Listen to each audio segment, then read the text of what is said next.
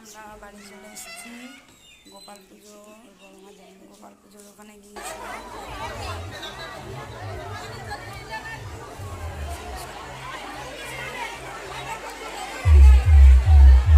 hello,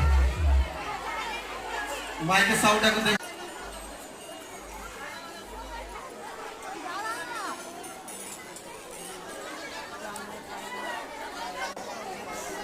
Raisa Mondal, Raisa Mondal,